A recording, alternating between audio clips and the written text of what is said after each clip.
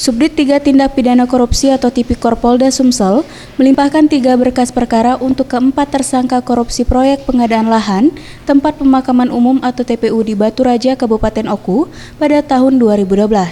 Keempat tersangka yang dibawa yaitu mantan Sekda Oku Umir Tom, mantan Asisten 1 Oku Ahmad Junaidi, Kadinsos Oku Najamuddin, serta pemilik lahan bernama Hidirman. Setibanya di Kejati Sumsel, keempat tersangka langsung dibawa ke ruang penyidikan di lantai 6.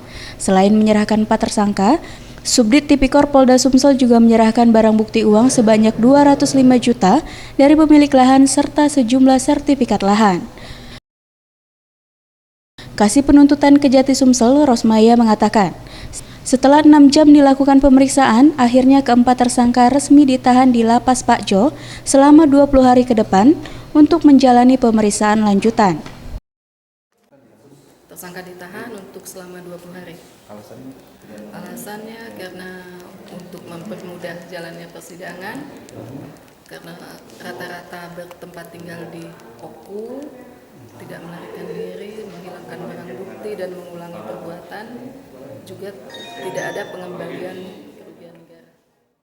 Sementara itu, salah satu kuasa hukum tersangka Hidirman, Azmin, meminta kliennya untuk dilakukan penangguhan penahanan dengan alasan kliennya sudah tua.